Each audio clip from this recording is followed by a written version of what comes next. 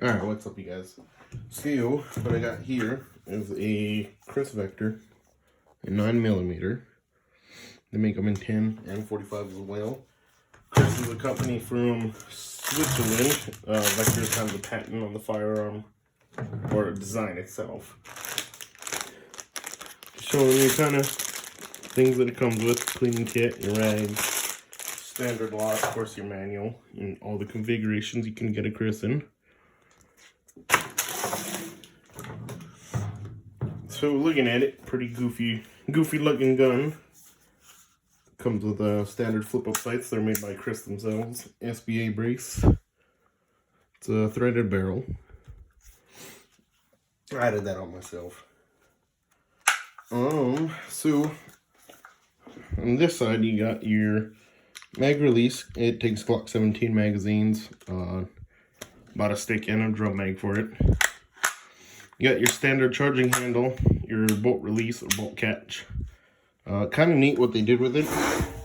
It is meant to, let's see if I can get this, come back. You can see I get my index finger.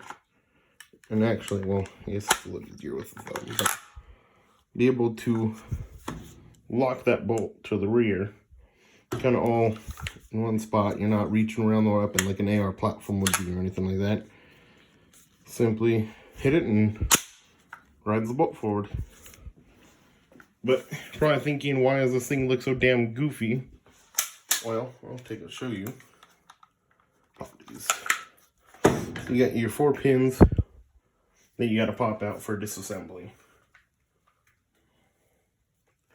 Let's see if I can get it.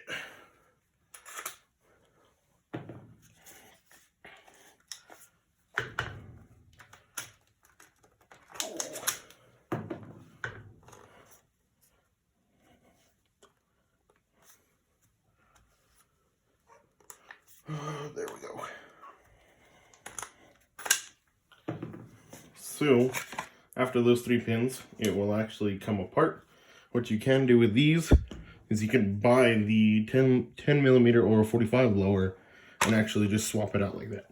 Because this is a actual firearm, this is actually just the chassis.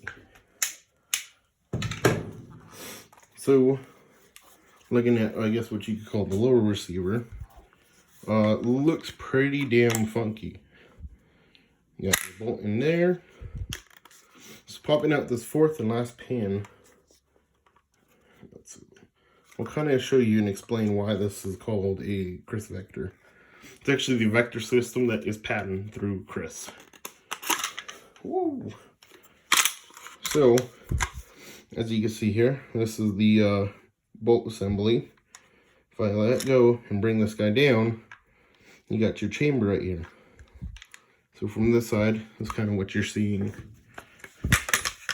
Kind of self-explanatory, I guess.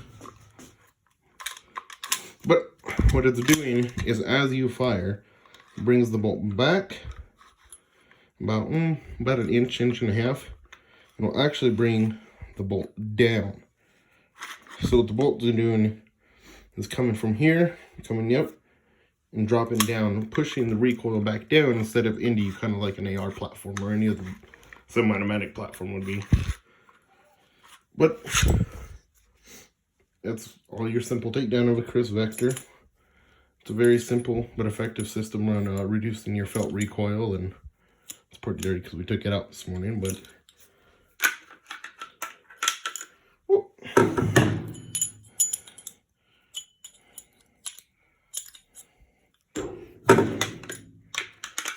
There's these 2 little rails that you gotta, as you can see right there,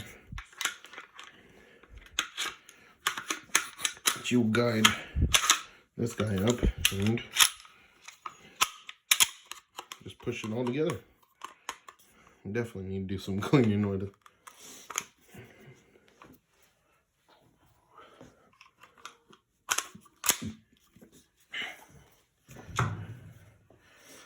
Pretty interesting thing about the chassis, or it holds the trigger assembly, is the hammer is on top.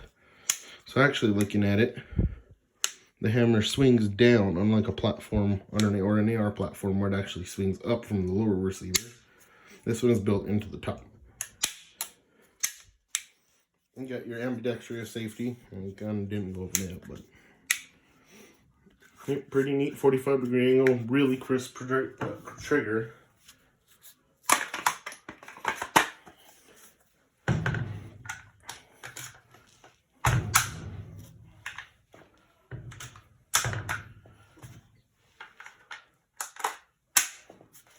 And that's the whole takedown. But 4.5-inch barrel, I believe it is. Comes with a standard 17-round magazine, but like I said, I run 31-round magazine, or 33-round mags, and a drum mag out of it. Let's see what the trigger pull looks like.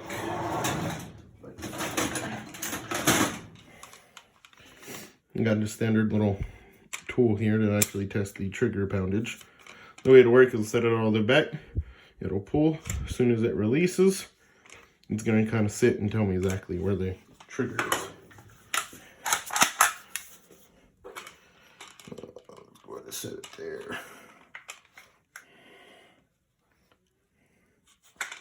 Let's set it about where you'd actually put your trigger.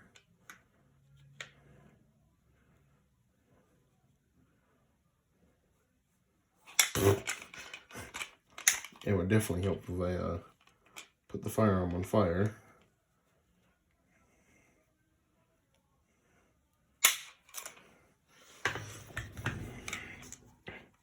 So looking at it, sitting about almost a 5.5 pound trigger, which isn't bad considering most Glocks are setting about 5.5 pounds or 5.5 pound trigger out of the factory. So given in preference, it's about a standard Glock trigger. So put about 200 rounds, 150 rounds right now. Pretty neat weapon. The only thing I kind of had issues with, you'll see on Desert Wolf Armory's page, he'll be having a video, but I had some malfunctions. And the malfunctions were, it was locking the bolt to the rear, even with ammunition in the magazine. What I was learning was, when you hold this firearm, a lot of people in other reviews are having issues with hitting the mag by placing the hand down here. Some are up here having issues where the bolt doesn't lock to the rear. A lot of times they're catching themselves leaning on the slide release, so the bolt actually never stays to the rear, not identifying an empty firearm.